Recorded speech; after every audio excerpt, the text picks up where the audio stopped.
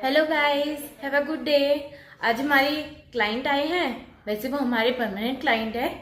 उनके बाल काफ़ी ज़्यादा डैमेज और रफ हो रखे हैं क्योंकि एक तो उनके बाल रोली है, सेकंड उन्होंने हाइलाइटिंग कराई थी जिसके कारण उनके बाल काफ़ी ज़्यादा डैमेज हो गए।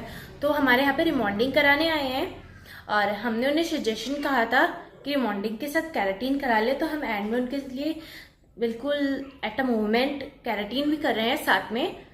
तो आप बताइएगा एंड लुक कैसा है। और ये अब हमारी क्लाइंट के बाल है और ये इनके बाल है, काफ़ी ज़्यादा रोली हैं और बहुत ज़्यादा रफ हैं। ये इनके बहुत ज़्यादा डैमेज हो रखे हैं इन पे, इसलिए हम इनके बालों की रिमॉन्डिंग करेंगे। अब ये इनके इतने काफ़ी डैमेज हो रहे हैं बाल। अब ये मैट्रिक्स का शैम्पू है, हम इसे वॉश कर रहे हैं। अपना क्लाइंट अगर वॉश करके भी आए तो भी हमको वॉश करना होता है डीप क्लीन, क्योंकि कंफर्ट सा हो जाता है, फिर अच्छे से हो जाता है सर वॉश। अभी हम इनके फर्स्ट में सर को वॉश कर रहे हैं, 2 टाइम वॉश करेंगे। फर्स्ट में हम ऑयलिंग, जितना भी एक्सेसिव ऑयल होगा उसे निकालना है, ड्रेन करना है। और सेकेंड हम जो जितनी भी डर्ट है उसके लिए करेंगे वॉश शैम्पू से।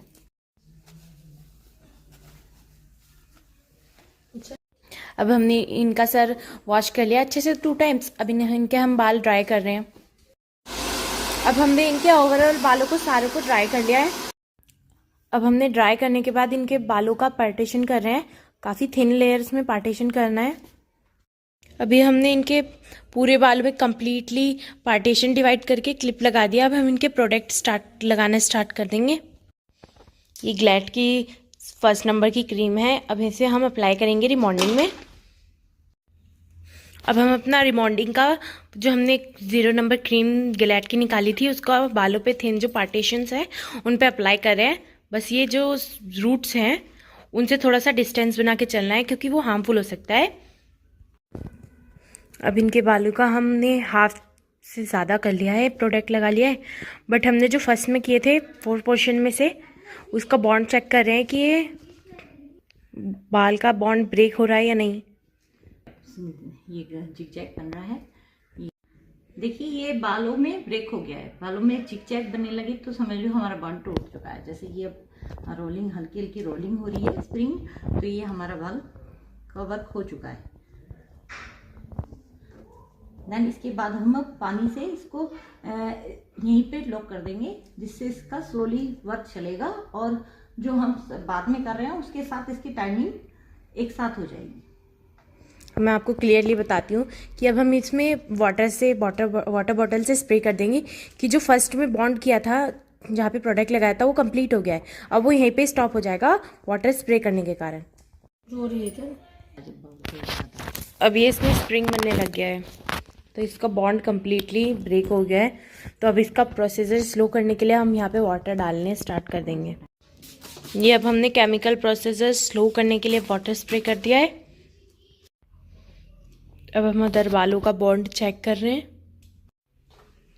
अब ये हमने इनके पूरे बालों में प्रोडक्ट लगा दिया और इधर वाले को हमने वाटर डाल दिया था, इसमें वाटर स्प्रे कर दिया था और इधर का प्रोसीजर हमने स्टॉप कर दिया था और उधर कंप्लीट हो गया है।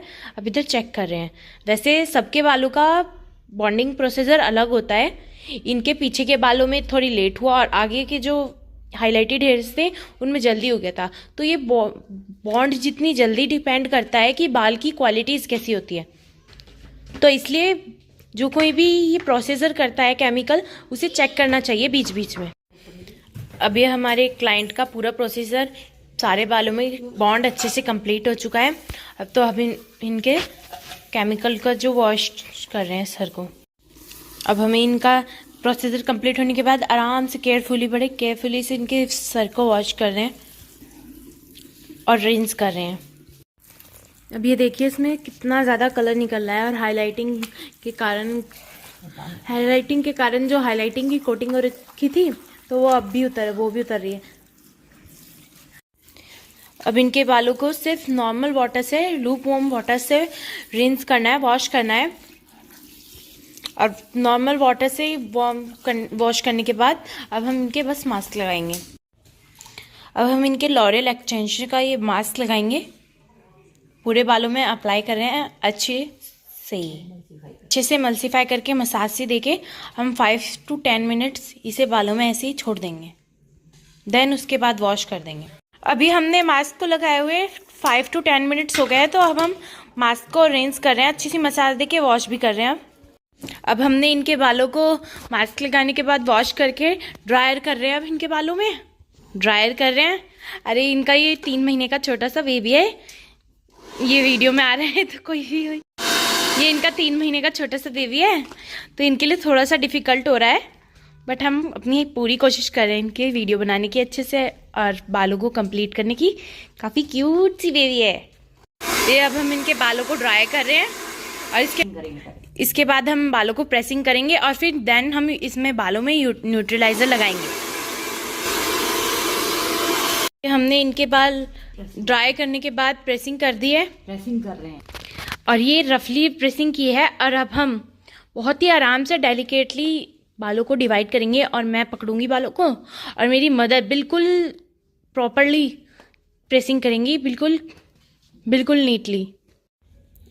अब जैसे ये हम बिल्कुल थिन पार्टीशन करके 4 चैम्बर्स डिवाइड कर दिए बालों में और बिल्कुल थिन पार्टीशन लेके उनकी प्रेसिंग कर रहे हैं। ऐसे प्रेसिंग करनी है, बिल्कुल फाइन और बिल्कुल स्ट्रेट प्रेसिंग करनी है हमारे सेकेंड स्टेप न्यूट्रलाइज़र के लिए, प्रोडक्ट के लिए। हमें बालों की काफ़ी अच्छे से थिन और काफ़ी स्ट्रांगली प्रेसिंग करनी है, क्योंकि हमारी रिमॉन्डिंग का जो भी प्रोसीजर होता है सबसे ज़्यादा डिपेंड करता है प्रेसिंग के ऊपर। और हमारा फर्स्ट जो पार्ट होता है ग्लैड का, फर्स्ट प्रोडक्ट लगने के बाद हम जैसे बालों को प्रेसिंग देंगे या शेप देंगे कह सकते हैं, वो वैसे ही शेप में आते हैं। अगर हमने हल्का सा भी बैंड कर दिया, हमने पूरी तरह से बालों को स्ट्रेट रख रखा है ऊपर से नीचे लेकर, अगर हमने हल्का सा भी बैंड कर देंगे तो वो वैसे ही शेप ले लेंगे। तो प्रेसिंग बिल्कुल हार्ड करनी है और बालों को बिल्कुल इवनली और परफेक्टली करना है, कहीं से भी कुछ भी रोली या कुछ भी बैंड नहीं रहना चाहिए। अब हम इनके बालों को आराम से पार्टीशन करके बिल्कुल नीटली और केयरफुली डीपली प्रेसिंग कर दी है और इसके बाद हम सेकंड प्रोसीजर स्टार्ट करने वाले हैं न्यूट्रलाइजर का। प्रेसिंग की जो मशीन है उसकी जो हीट टेम्परेचर है आपको 210 या 190 तक रखने हैं, इससे अबव नहीं रखना है। और जो हीट टेम्परेचर है वो अकॉर्डिंग टू हेयर होना चाहिए। अगर किसी का पतला या थिन हेयर है तो 190 या 110 रखना चाहिए, और किसी का भी मोटा या थिक हेयर है जो कि टेम्परेचर इजीली हैंडल कर सकता है उसका आप 230 या 210 पे कर सकते हैं। अब हम सेकेंड स्टेप में प्रेसिंग करने के बाद ये न्यूट्रलाइजर लगाएंगे ग्लैड का ही।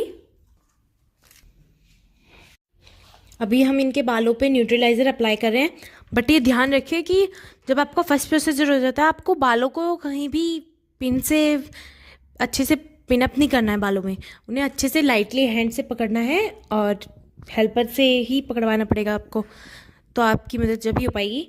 तो बस ऐसे ही लाइट हैंड से करना है और प्रोसीजर ऐसे स्टार्ट होएगा। ये रहा।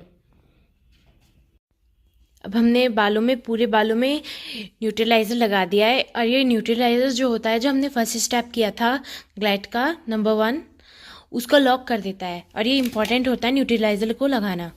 अब इसे हम 15 to 20 मिनट्स के लिए ऐसे ही लीव कर देंगे ताकि जो हमने फर्स्ट स्टेप किया था वो इसे अच्छे से लॉक कर दे और फिक्स कर दे अच्छे से, जिससे एक स्मूथ और शाइनी और स्ट्रेट बाल का टेक्सचर आएगा। तो ये न्यूट्रलाइज़र लगाना बहुत इंपॉर्टेंट होता है 0 नंबर जो फर्स्ट नंबर की क्रीम होती है उसके बाद रिमॉन्डिंग में। ये 15-20 मिनट होने के बाद हम इनके बालों को वॉश कर रहे हैं। अब नॉर्मल वाटर से रिंस करने के बाद, वार्म वाटर से रिंस करने के बाद मेरा मतलब, फिर हम इसमें मास्क लगाएंगे और इसका प्रोसीजर कंप्लीट हो जाएगा। वैसे मैं ना इनकी, और ये जो हमारी कस्टमर है इनकी 3 मंथ की क्यूट सी बेबी है,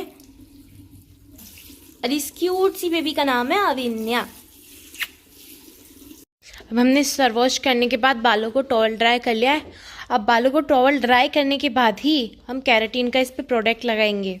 ये हमारा कैराटिन का प्रोडक्ट है हेलोलीज का।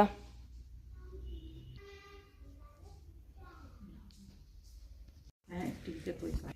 अब हम इनके बालों को ड्राई करेंगे। 80% वेट होने चाहिए और 20% ड्राई होने चाहिए। अब हमने इनके ओवरऑल बालों पे अपना केराटिन प्रोडक्ट लगा दिया है। हमने पहले इनके बालों में केराटिन की थी, बट इनके बाल काफ़ी ज़्यादा डैमेज हो रहे थे क्योंकि इन्होंने अपने आप ही क्या बोलते हैं हाईलाइटिंग कर रखी थी, जिसके कारण इनके बाल काफ़ी डैमेज हो रखे हैं। और जो फ्रंट के हैं उनकी तो ज़्यादा ही हालत ख़राब कह सकते हैं हम। नहीं कह सकते। ब्लॉन्डर इस्तेमाल कर रखा था, जिस कारण काफ़ी ज़्यादा आगे के बाल डैमेज हो गए थे। तो हमें बालों में रिमॉन्डिंग करी, तो फिर हमने डिसाइड किया कि अब हम केराटिन भी करेंगे क्योंकि बालों में अच्छा सा लुक नहीं आ पाएगा उसके कारण। हमने इसलिए डिसाइड किया कि जो बाल डैमेज है तो उनको प्रोटेक्शन देने के लिए हमें केराटिन भी साथ में देनी पड़ेगी। तो हम अब केराटिन दे रहे हैं और केराटिन को हम 35 to 40 मिनट्स ऐसे ही रैप करके अब थोड़ी देर स्टे कर देंगे। देन आफ्टर हम उसे ड्राई करेंगे और फिर प्रोसेसर। अभी हम इनके बालों को 45 और 35 मिनट्स के लिए ऐसे ही छोड़ देंगे रैप करके। थोड़ा सा प्रोसेसर फास्ट हो जाएगा जिससे कि। अब हम इनके बालों को पेंडल ब्रश से ड्राई कर रहे हैं with the help of dryer. हम इनके बालों को अच्छे से ड्राई कर देंगे पेंडल ब्रश से, और उसके बाद हम इनके बालों की प्रेसिंग करेंगे। अब हम इनके बालों की प्रेसिंग कर रहे हैं और फिर इनकी बड़ी नीटली से फिर से 4 पार्टीशन डिवाइड करने के बाद फिर से अच्छे से प्रेसिंग करनी होगी हमें। अब जैसे हमने इनके बालों का पार्टीशन करके एंडिंग में प्रेसिंग कर रहे हैं, प्रेसिंग बिल्कुल ऐसे ही करनी है और बिल्कुल केयरफुली करनी है और पतले पतले सेक्शन में करनी है। अब इनके बाल ऑलमोस्ट डन हो चुके हैं और ये हमारा फाइनल लुक है। अब बस हम उम्मीद करते हैं इन्हें पसंद आया हो। अभी इनका फाइनल लुक है। अगर आपको हमारा काम पसंद आए तो लाइक करना, सब्सक्राइब करना और शेयर और कमेंट कर देना।